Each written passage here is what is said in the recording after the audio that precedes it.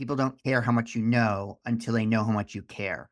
And so just knowing something about them, remembering what department they're in, those things matter to people because we spend a lot of waking hours with our coworkers, sometimes more during the week with them than our family. And as I mentioned, people are alone a lot more. So like that engagement, either through Teams chat, LinkedIn posts, commenting on LinkedIn, it matters because it just creates that humanity and that creation of that you're actually paying attention, that you care what they're doing, that they're not just out there, by themselves in the wind. Have you ever noticed that some of the best ideas come from unexpected places? Your next breakthrough may come from a leader facing similar challenges, but in a completely different sector. Welcome to Chief Influencer. I'm your host, Anthony Shop. Join us as we explore how today's successful leaders inspire, influence, and connect with others. Chief Influencer is a production of Social Driver and the Communications Board, who have teamed up to spotlight how great leaders and communicators are making their impact in the world. This episode is brought to you by the George Washington University's College of Professional Studies. With in-person and online programs ranging from master's degrees in public relations strategy to certificate programs in digital communications, GW offers more than just the credentials to help working professionals get ahead. It prepares them to be leaders in their field. As a proud GW graduate myself, I can attest that faculty members combine academic rigor with real-world lessons that can't always be found in textbooks. Check out cps.gwu.edu for more information. I'm thrilled to introduce today's guest, Steve Taylor, the CEO of the Arthritis Foundation. Steve is a mission-driven leader who for more than 3 decades has dedicated himself to improving the lives of patients with chronic, life-altering diseases. As president and CEO of the Arthritis Foundation, Steve established a strategic mission plan focused on finding a cure and enhancing the quality of life for the nearly 60 million Americans with arthritis. He's passionate about aligning advocacy and science with patient priorities. And Steve says his leadership is bolstered by a strong community of patients and volunteers focused on driving bold progress in combating arthritis. With a background including 18 years as president and CEO of the Sjogren's Foundation and leadership roles with several other patient-focused organizations, Steve has a proven track record of increasing awareness, developing clinical guidelines, and delivering results for people living with chronic diseases. Steve, we're so excited to have you. Welcome to Chief Influencer. Well, thanks for having me, Anthony. I'm honored to be here today. It's been really fun to get to know you and kind of watch how you show up, not only in person, but on social media like LinkedIn. And so that's one of the things we'll talk about today. But before we kind of get into that, I want to just take a step back and ask, Steve, what inspires you to do this important work in patient advocacy? Yeah, thanks, Anthony. So, been very honored in my career to work for 4 very important nonprofit organizations that have been very near and dear to my heart, but also very important to the patient population. I think the patients I meet each and every day inspire me to do more and to change the way we're doing things, especially at the Arthritis Foundation, to ensure we're moving the bar forward and continuing the momentum that needs to happen for the urgency of our disease, the various forms of arthritis. There's, over 80 different forms of arthritis. We focus in on 6. However, our organization focuses and does education on all of the areas of arthritis to make sure we're helping everyone that has a form of arthritis. But I think the patients really inspire me when I hear their stories. If it's a child who has arthritis or a young woman who has arthritis and is trying to start a family, or a person in the prime of their life going to enjoy retirement and they get diagnosed with a serious form of arthritis, and how it changes and their trajectory of their retirement years. No matter where they are in that lifespan journey, it's inspiring to me to make sure that we're knocking down the barriers for that. But I do want to just harken back. I mean, the reason I went into nonprofit work is during my senior year of college, my father and my grandmother both passed away to lung cancer. My mom's mom and then my dad within 8 months of each other. And so my senior year kind of changed the trajectory of my life in regards to, I thought I was going to go on to be a lawyer and go to law school. And instead I deferred my admissions to law school. I had to take a year off to regroup and think about myself and my family. And that's when I ended up getting a job at the American Cancer Society. And that forever changed my life because I went into the career to help remember my dad, my grandmother, and really learn that I could help people being in the nonprofit space versus going to be a lawyer. And so then from there, went on to my other 3 organizations after that. And that's really what started my inspiration into the journey in nonprofit. Wow. you really saw firsthand that ripple effect that a disease can have on a family and a community, didn't you? Yeah, absolutely. I mean, I was young. I was in college. At the time, you realize that my dad was 44. He was young. My grandmother was only 62. That was young. As I got older, I realized how young that was and how robbed they were of their life. And as I started my journey in the nonprofit sector, I realized how I really could make a difference just helping people either cope with a diagnosis, deal with a diagnosis. And then, of course, I went into the chronic disease space at the Sjogren's Foundation for 18 years because my mom had Sjogren's. Now I'm at the Arthritis Foundation, another chronic disease space, and what a nuance that is from life-threatening diseases. Although arthritis does claim some lives every year, it's the chronic disease space is helping people really reinvent themselves after a diagnosis. Where do they go from that diagnosis, and how can they make sure that they get back to things they want to do, maybe in a new way, a different way, but really try to enjoy life and as we say at the Arthritis Foundation, say yes to more things, meaning we want them to be able to say yes to more things and no to less things. And by fighting for research and advancements and educating them, we're hoping that we can inspire them and empower them to figure out how they can say yes to more things or have more treatments that help them be able to get back to the life they used to have. I love that phrase. Say yes to more things. Makes such a difference in their Yeah, lives. absolutely. So you talked about, the difference that you want to make, and I wanted to ask, obviously there are a number of different stakeholders that you have to think about and who you have to influence to make that difference. Can you talk about some of the most important stakeholders that you're thinking about in your role as president and CEO? Yeah, most times I think when you ask a CEO about that, they look and they say, Capitol Hill or state legislatures or corporations, pharmaceutical companies, or corporations and leaders that we need to inspire. And of course, I do that regularly, and we, of course, are very important stakeholders. But you've gotten to know me, Anthony, over the last year or more, and I think the most important stakeholder to me is the team of volunteers and staff that we work with at the Arthritis Foundation. I report to them. I report to the board of directors. The board of directors is all volunteers.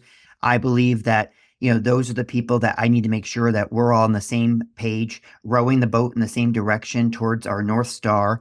And in 2 and 3 and 5 years, what is the difference we want to look back and know that we made? And so I think I really focus on those stakeholders because collectively I can't do it alone. And yeah, I can go and testify in Capitol Hill or go meet with a company, but reality is we need to inspire each other and make sure we're working together. And as you've gotten to know me, I also am a believer in nothing is beneath me. So if it's from picking up trash in an event to fundraising for an event or speaking on Capitol Hill or speaking at a major conference, I'm there to make sure that the voice of the Arthritis Foundation is heard, but also that we're moving and making progress. And that's why I believe nothing is ever beneath me to do as well. I've seen that, heard that from your team about you, and also have seen how you really prioritize kind of engaging with your team.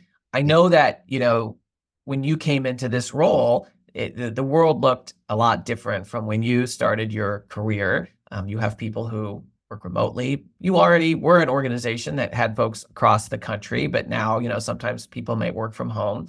And I wonder if you could talk about some of the things that you did coming in as a leader and some of the things that, maybe you still do today to engage with that really important audience of the team members and the volunteers. Yeah, so I came in to the Arthritis Foundation post-COVID, right? Not post-COVID, but post the shutdown in 2021. First as executive vice president under the previous CEO, and she brought me in really to help coordinate our mission side of the house and make sure we had a plan moving forward. They'd just gone through a major cutback here at the organization with almost nearly 150 to 200 staff cut during COVID, bringing us down to an organization of about 150 when we were over 300 pre-COVID. So I came into an organization that was hurting from those cutbacks, as well as trying to reorganize themselves for the modern era of nonprofits, and really the future. And we weren't the only nonprofit that had massive cuts, and surely it was painful in the entire industry. Being involved in the industry for as long as I am, I know many CEOs and work alongside them, and it was painful for all of us at the time. I was CEO of Sjogren's when the COVID was happening, and everyone was making cutbacks. So when I joined here and then became CEO, Following that really difficult few years that the previous leadership staff had to really endure. I was fortunate, which does not sound wonderful to say fortunate, but fortunate to come in post COVID with a brand new opportunity for me to really come in and start to bring together the team and bring everyone back together. So my first 30 days, I've told you this, is I met with all 165 staff of the organization within the first 30 days. And I came out with my 3 guiding principles that after I heard everything they had said, um, and really made sure that people knew I was there to listen, as well as help direct, but really listen first. And so, I believe in listening with my heart and with my mind, and then coming out with focus areas that were important to the organization. I also, feel I want to be part of the organization. So I changed some structures in the office. I moved my office up front by the lobby so that people would always pass my office. I'm a people person anyways, as you well know. I like to be in the center of things. But I like to be able to wave to people as they walk by. Not that everybody was coming back to the office. We were still only back 1 day a week, and we're still really only back 1 day a week. But it was important for them to feel that accessibility since we'd been closed. And really, before I became CEO, no one was coming back to the office. So we weren't even really open. So there was never that community again. And in order to create that community, I felt that being upfront would help since not everybody's there every day. And I'm surely not there every day myself, between my travel and other things. So it was, I think that showed just the idea that we wanted to create that community. And so engaging the team in that regards, making sure I asked all those staff the same 5 questions, and then reporting back. I think it's interesting in patient engagement. We talk a lot about this, Anthony, is you engage a patient in clinical trial or you engage a patient in thoughts about something. And oftentimes companies forget to go back to the patients and tell them what they decided or how their work helped influence X. Just because they're so busy, it's not on purpose. They just get going and they've got the input, they used it and they moved on, but they kind of forget that first step of, hey, you should go back to those people that helped you get there. So what I did was I did come out after about 45 days later and did a all staff meeting to share what I learned with those meetings and how I came up with my 3 guiding principles. Another way that I kind of engage everybody the best I can. And surely we try very hard to engage people in decisions, but not always can you. But I do believe in transparency. One of my 3 guiding principles is even if I can't engage people or everyone isn't involved in a decision, I feel very fair in sharing how we got to a point. If someone wants to ask me a question, I believe in sharing how we got there, why we got there, because there's justification for it. And I'm surely not going to hide behind anything to share openly with the staff and volunteers of this organization why we're going where we're going or why a decision was made. And then in addition, we've added virtual events. We do 3 virtual events a year that have nothing to do with staff meetings or organization in regards to talking about our business, but we'll do a red, white, and blue day event, which is for 4th of July. We bring everybody in Atlanta office together to do one on campus, but then we also do one virtually for all the rest of the staff in the organization. We did a Halloween event with the staff and people online all dressed up. And then we always do sometimes a holiday year-end event, but sometimes that becomes more of a staff meeting. And then we do a Share the Love event, which is really another event that has nothing to do with business. We don't talk about numbers or metrics or anything. It's all just kind of ways to share the love in regards to either around Valentine's Day or stories or part games or whatever we do online, just to keep it fun and interactive. And that's another way just to make sure people somehow feel there's a sense of community, even though we're spread across the country.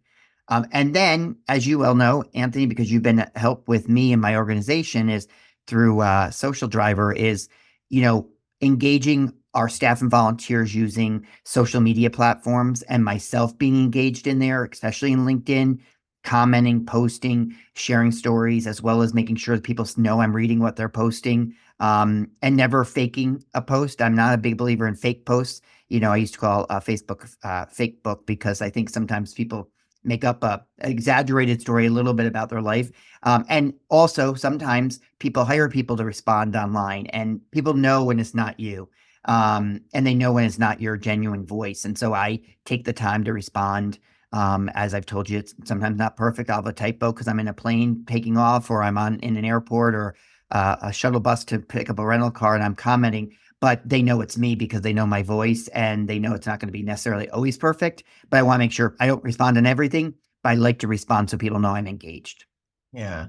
You were mentioning the virtual events and the other things you do, Yeah. like around Halloween and stuff. And for your organization, I'm familiar with that because I see you and others from your team sharing those things on Right. LinkedIn and other places. And so you get really kind of a backstage pass into what's it like to work at the Arthritis Foundation. More and more CEOs are obviously thinking about their personal brands, getting active on LinkedIn. But they're trying to figure out how to find that balance. They're really busy people. They don't have expertise in necessarily being a social media manager, but at the same time, they want it to be authentic and they don't want just someone to impersonate them 100% of the time. And, to your point, it may not come across as authentic, unless you have really maybe a really great person who just knows exactly how you say things and would do things. And so I wondered if you could talk a little bit about, and you mentioned it briefly, but just about, first of all, why do you take the time? Because, you're a very busy person and there's a lot of other things that you could do. And how have you kind of found a rhythm of doing that? Because I think that would be really valuable for your peers, whether they're CEOs of other patient focused organizations or in completely different industries. I think they can really learn from the why of what you're doing and the what and the how of what you're doing. Yeah, and you just reminded me of a comment that I'll add to before I start. That is, um, the virtual world's really, and it really is another reason it inspires me to comment on LinkedIn and be involved. Is the virtual world has put everyone in their home offices, including myself today. Although this backdrop's not my home, I wish it was. Beautiful view, but we're all in our homes. We're working alone, and so I read a book, and I believe I don't want to quote the wrong person, but I believe it was a Brene Brown book. But they talked about how everyone says they're exhausted, but really what that is possibly in many people loneliness kind of coming out as exhaustion. You're alone, you're working alone, you don't have that inspiring conversations, you don't get engaged as much as you were when you're walking down the hall, having conversations by the water cooler or coffee pot. Um, and people aren't stopping in and interrupting you in your day to keep you engaged. And so loneliness kind of wears on people. And so I've been really at the organization since I read that last year, really trying to get people to figure out how we engage more with people, especially the ones that are really alone in some of our markets, all alone. They work in their home, they don't have other staff, and even in their market, is making sure that loneliness isn't there. And that's what inspires me to really comment and take the time to engage as much as I can. I can't comment on everything for all the staff or volunteers, but for once in a while for them to know that I've seen what they've written, that I appreciate it. I either cheer them on, thank them for their hard work, whatever it might be, but that they've been seen and they are appreciated.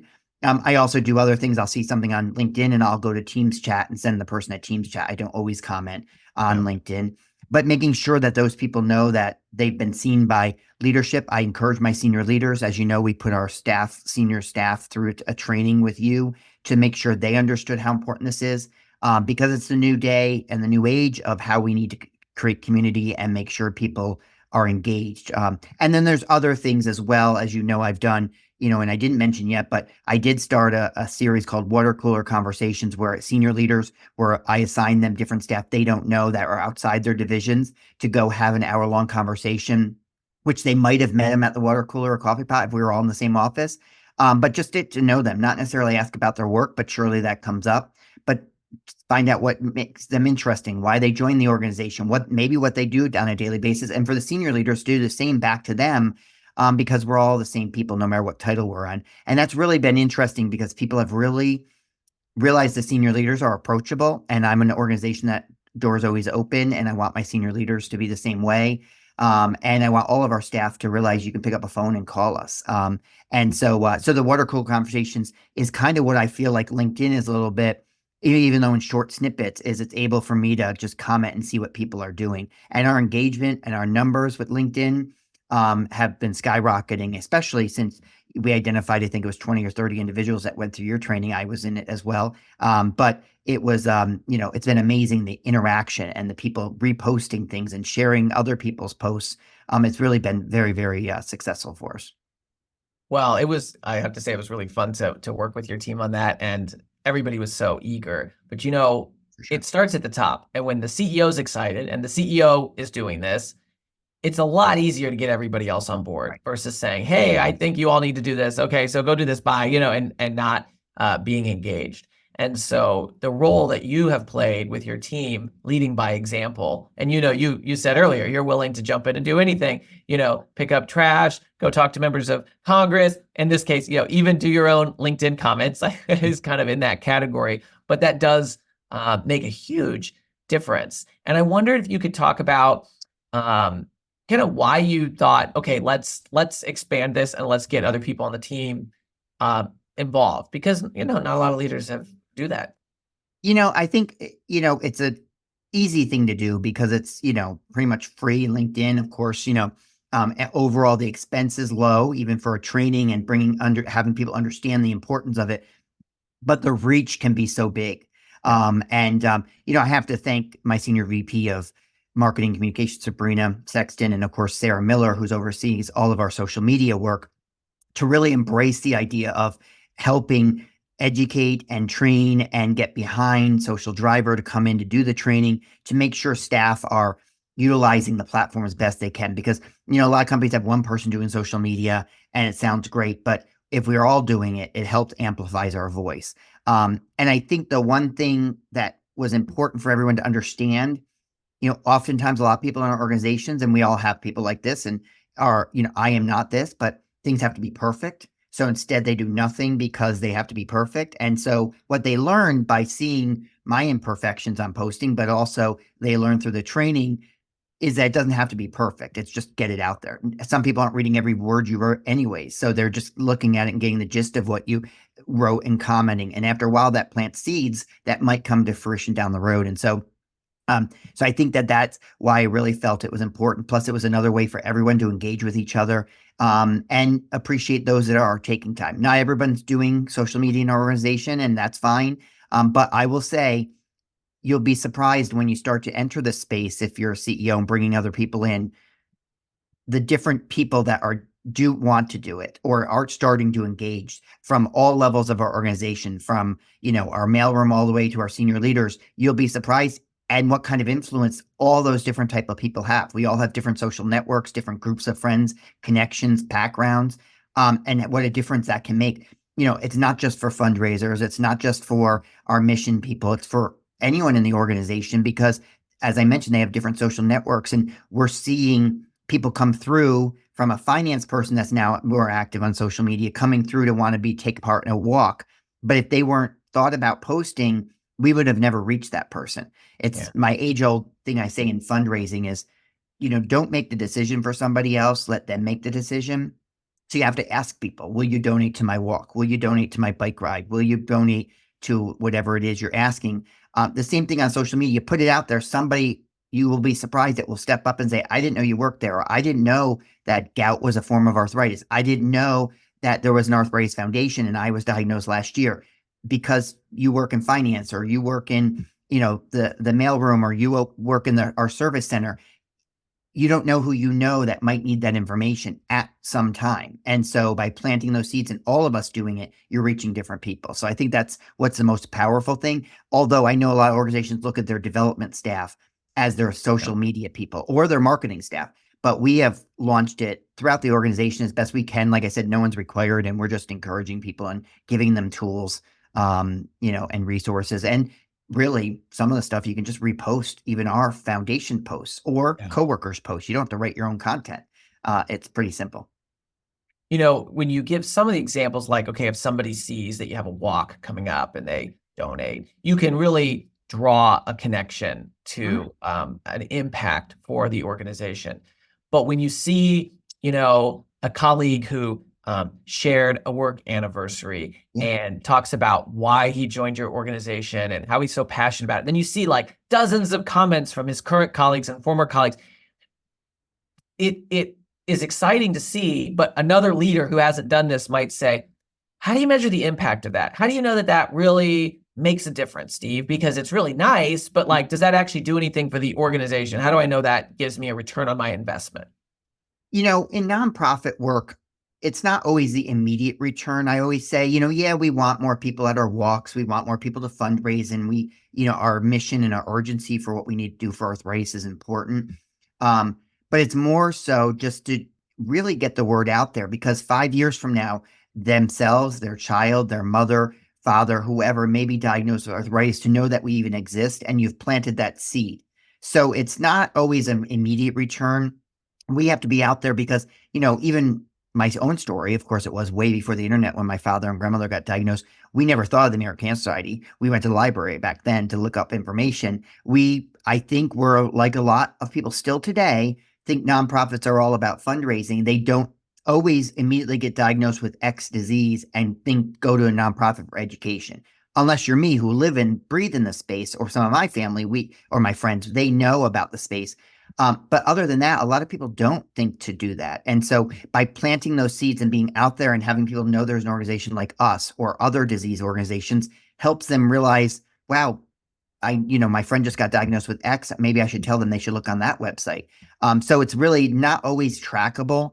But I think it's the right thing to do to make sure we're out there increasing awareness. And I think the other thing that I believe when I speak or I post, it's also supporting those that are currently battling the diseases. When I post, I sometimes feel I'm also showing support to those kids that, we have hundreds of thousands of kids in the US that have juvenile arthritis. I feel when I'm posting, I'm supporting their families, their parents who are seeing my posts and knowing that I'm as active as I can be because their child has arthritis, or I'm as active as I can be because that 32-year-old that has rheumatoid arthritis who's trying to start a family or date or get married. I'm there for that young athlete who has ankylosing spondylitis, which is lower back arthritis that causes them to not be able to continue their career. Those are the things I think that make me realize that I won't see those, but it's kind of like throwing a stone in the lake and seeing the ripples. I may never see those again, but at least people might see it and smile and know that there's someone out there fighting for them. So I think you can't always look at ROI on everything, although we have seen ROI increase with our walks. We've seen some sponsors actually come forward from LinkedIn posts, and we have anecdotal information right and left on what it's done. Even including myself, I fundraised for our bike, we have a 525-mile bike ride from San Fran to Malibu every year in September. It raises $1.4 million for us. Amazing event called the California Coast Classic. Shout out to Shannon and Aaron who run that event for us. But even I saw fundraising donations come from people on LinkedIn I wouldn't have ever asked. I would have never sent them an email. Not all my followers are going to donate, and that's fine. But a few of them stepped up last year, and I raised over $9,000 thanks to a lot of people who I wouldn't have personally emailed and asked for a donation. So I do see those. But again, you're not going to get everybody, and that's not the point. It's more around just getting more information out there. It's going to help us long term. Yeah, and I just want to say LinkedIn is a good extension of sort of the way a leader shows up authentically. And something, you've done twice just in this short conversation is shouted out specific team members for something that they've done. And that's something that I noticed that you're really good about doing on LinkedIn. And it's a really powerful way that, you don't always have the opportunity to do that in person with somebody or, on a podcast, but having the opportunity to tag somebody, to mention them, to, whether it's their work anniversary or whether they have an achievement, that builds a culture that is warm and supportive. And I think we all would agree that having a positive culture in an organization is essential for success. And so I just wanted to mention that because it's something I've seen you do there, but it's clearly part of just the way you show up authentically because you've just done it a couple times today. And thank you. I have a quote I always say, and this, I've told you this quote, you've heard me say it in trainings, people don't care how much you know until they know how much you care. And I'll just say it again. People don't care how much you know until they know how much you care. And so just taking that moment to even just remember, you don't have to remember their kids' names. You don't have to remember their work anniversary, but knowing something about them, remembering what department they're in, commenting on a work anniversary and realizing it was their work anniversary. Those things matter to people because we spend a lot of waking hours with our coworkers, sometimes more during the week with them than our family. And so, and as I mentioned, people are alone a lot more. So like that engagement, either through Teams chat, LinkedIn posts, commenting on LinkedIn, it matters because it just creates that humanity and that creation of that you're actually paying attention, that you care what they're doing, that they're not just out there, by themselves in the wind. One of our events we had great walks this past weekend, and one of our walks, Nashville, went way over goal. And Lauren Clayton, our executive director, commented on all of the statistics from our event, and she took time to do that. And I commented, for example, on that one because it was she took time to post so her volunteers and patients knew what they had done together collectively. But I wanted her to see that senior leaders at the organization also noticed, and it's important to what she's doing. And so those kind of things it's not just about being out there and knocking on doors and getting money, but making sure people realize that we know they're working hard, that our volunteers are out there who are giving their time freely to the organization. That I comment on volunteers all the time, and researchers and people are doing stuff for us, because without them and the time that they give, we wouldn't be able to do as much as we do. And I want them to realize that I see that as well. Yeah, I love that. It's I hope folks will follow you and connect with you I hope so. Yeah, check out absolutely. what you do, because I think it's just such a good model for a leader. So let me just kind of switch gears here for a Yeah. second. So you have twice served as chair of the board of the National Health Council, which is a really, really interesting organization because it brings together more than 100 other nonprofit organizations, just like the Arthritis Foundation, that are focused on patients who are living with chronic diseases. I guess I could say people who are living with chronic diseases. And something that makes that organization unique is that its work is very consensus driven. Right. And consensus is not synonymous with easy. I mean, that's not always a simple thing to achieve. So I wondered if you could talk about the kind of your leadership approach and maybe what you've learned building coalitions like that one, being part of it as a leader, as well as I know there's other coalitions that you've been part of. But it seems like today it's hard to get people to agree on stuff. So when you find an organization that operates by consensus and there's so many different players, you kind of go, what can we learn from them? I mean, the National Health Council has been instrumental in my career, because as CEO of the Sjogren's Foundation, I first got involved with the National Health Council. The board of directors at the National Health Council has to be 60% CEOs of a nonprofit voluntary health organization, because their mission, their bylaws say that the majority of those involved need to be voluntary health organizations to help make those decisions. The other 40% of the board can be from other parts of the health ecosystem.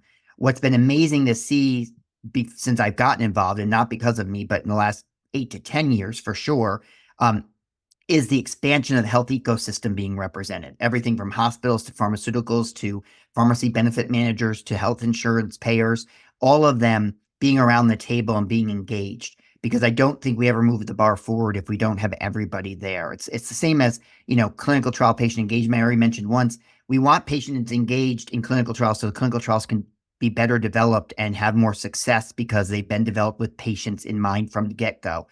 But the same thing happens with everything. If we don't have the right people in the room, DEI is such an important thing to us, but that eye of inclusiveness is critical. If we're going to talk about how health insurers need to change step therapy, or how accessibility treatments need to happen, or diagnoses need to happen, we need to have healthcare providers in the room. We can't make those decisions. We can make great decisions in the room without them, but that doesn't mean we've taken in their considerations and how it is on the front lines of whatever they're doing. And so that's why I think the National Health Council has done such a brilliant job at making sure the health ecosystem is represented so we can all move forward together. Compromising consensus is not easy. We see it challenging on Capitol Hill these last few years. Compromise means everyone has to give up a little bit to move forward. And if we don't, we're never going to move forward. We're just going to be sticking our heels in the mud and never moving. And so I believe that has been my philosophy. That's why I've done so well and supported the National Health Council for as long as I have, is because I see the success of that mindset, which is what I bring to our work at Arthritis, is the idea that we're never going to make the box bigger if we don't push the envelope of the box a little bit. We're not going to go outside our box if we don't go outside our box. We can be very safe in our box and look very successful and say, wow, we didn't take any risks and look how great we are.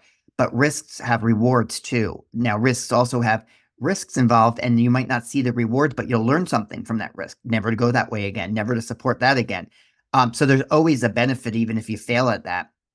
But important that we get that box bigger. That's why we at the Arthritis Foundation take risks even in research, because others, NIH, are very risk averse. NIH is a critical organization in our health ecosystem for research and science and advancements. I don't want to downplay how important NIH is, and more funding from Capitol Hill to NIH is critical for every disease, no matter what disease anyone has, if you're listening. But they are more careful on risk averse because they have to be. It's taxpayer dollars, it's supporting things, and they have a master plan. At nonprofits, we can take a little more risk from donors who want us to take that risk. They want us to say, hey, let's try this innovative therapy, or try this innovative research objective, or kind of look at this new basic science that we've never looked at, and if that might be causing X disease. We're able to take those risks. And I always believe by taking them, if they're successful, our box just got bigger. And then we're going to help NIH and others see that that box is bigger. And so we're able to do that a little more nimbly than some big organizations like NIH can do necessarily. That's why surely we can't do what we do without NIH. But that's the idea of consensus, is bringing people together, see what those ideas are, and then figuring out how we can get there. And National Health Council does a brilliant job. I've been honored to be chair twice of their board. And what's been amazing is how much in the last 8 years they brought in other parts of the health ecosystem. It's not just about the voluntary health agencies. And I surely, as I mentioned, sitting around the room as a young CEO, now I'm not the young CEO anymore, to be around likes of Cass Wheeler, former American Heart Association CEO, or Nancy Brown, the current CEO of American Heart, or American Cancer Society CEO, American Diabetes CEOs. The large organization, when I was at the smaller Sjogren's Foundation, was instrumental for my career, because what Nancy Brown, from the CEO of the Heart Association, said to me one time is, no matter what size nonprofit you are, you have a disease that you're representing, and your problems are the same as ours. It just magnitude by the size of staff, by the size of the disease, et cetera, but they're the same problems. And so that's why we learn from each other. And I never thought I could help a big nonprofit organization help with ideas I had, being a smaller organization CEO, but we're equally in the boat together. And that's what's really great about bringing people together and discussing, because you learn that you're all in the same kind of trajectory together. You're all learning from each other. You're all making mistakes and you're all making successes. And so that's really what National Health Council has done in the health space. That's great. What great advice that you got there, that you're passing on, is always to kind of remember that you have something to contribute, Right. But a saying, which I don't want to bore, I have a lot of sayings, as you probably could tell, but one of my sayings is, no one goes to the grocery store and buys everything. You go in and you take what you want and leave what you don't. And so I say the same thing about a training, a meeting. Go in and get what you want and leave what you don't. I mean that, and if you go to a training, you get one thing, that's great, or 10 things, but you don't have to take everything from a training back home. So take what you want, leave what you don't, just like you do in the grocery store. I love that. I love Yeah. that phrase. Yeah. That's a great one. I'm gonna You borrow can that borrow one it. if you don't mind. I want to close with a question. I just would love to know, obviously you've worked in patient advocacy and in the voluntary health space for really your entire career. But I'm wondering, where outside of that have you found inspiration? Mhm. A number of areas in my life have been, remarkable. My parents were divorced, but my father died, as I mentioned. My mom is a remarkable individual and still inspires me to this day. And one of the reasons I went to Sjogren's is my mom had Sjogren's. And so I went there for her, started my career for my dad, then went to Sjogren's. Now I'm at arthritis, was a number of my family members have, including myself. I have gout myself. So I've done the career to really help even people I love, but then the people I meet, I love as well. But there's been, growing up as in a single mom household, growing up, lower middle class, at times poor. People believed in me that I didn't believe in myself. And, I always tell the story, and Anthony, you've already heard it, of course. You know, in fourth grade, it was the end of our elementary, went K through 4. I was cast by Mrs. LaFleur, who I still keep in contact with. Mary LaFleur, music teacher at Red Mill Elementary School in upstate New York. And she cast me as Charlie Brown. And what was most remarkable about that was my parents were going through the divorce at the time. She cast me even though my mother wasn't present at the BTA. My mom worked 2 jobs. She wasn't in the school to volunteer. She very well easily could have cast somebody who, mom would have made all the costumes and been all involved. And that happens often in schools, and rightfully so. Those moms give so much. But she gave me a shot because she saw me as having potential. And I know she knew she could believe in me. She believed in me. And so she gave me that shot to be Charlie Brown. And I use that example because teachers and people, CEOs, receptionists, anyone can just say something in a person's day or do something for someone that will be inspirational. You may never know that ripple effect of what that does.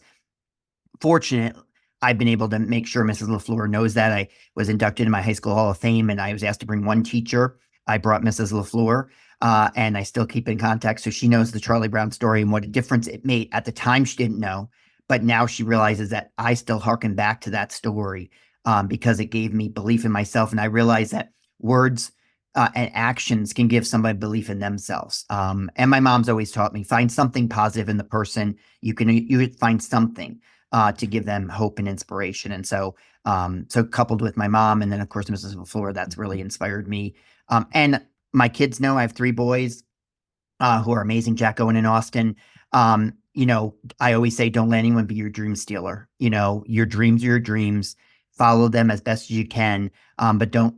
Just because someone says you can't be X doesn't mean that can't happen. And so, and it might take longer than others, but don't let anyone be your dream stealer. And that's kind of how we've raised our 3 boys. Oh, that's fantastic, Steve. I love that story. I've, heard it once before, but it kind of gives me goosebumps in a really good way.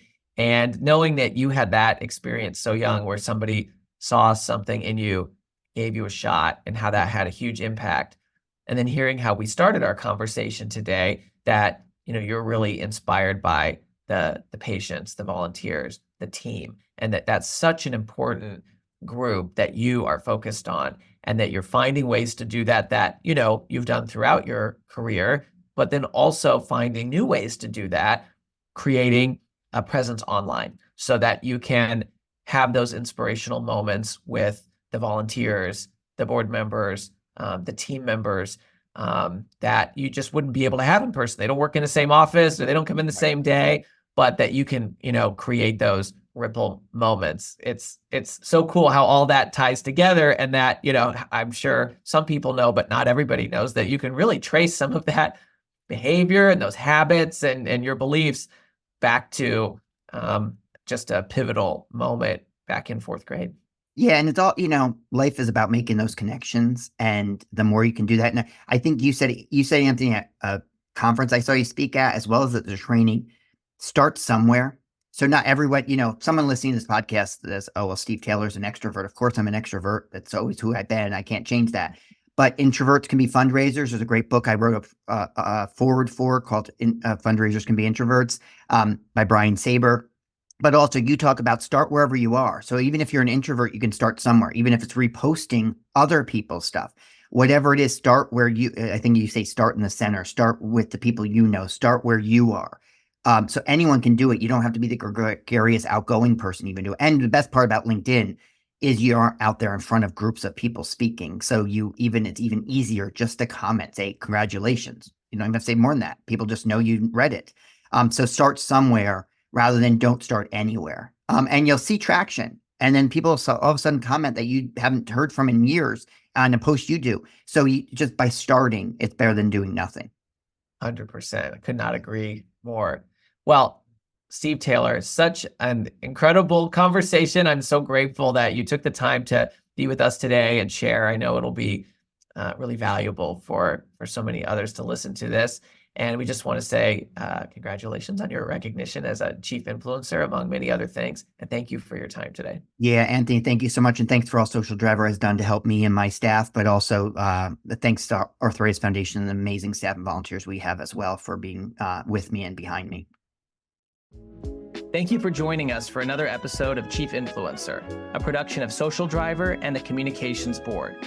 If you know a leader who should be featured as a chief influencer, please nominate them at chiefinfluencer.org. For show notes and more, visit us at chiefinfluencer.org or follow Chief Influencer on LinkedIn. Until next time.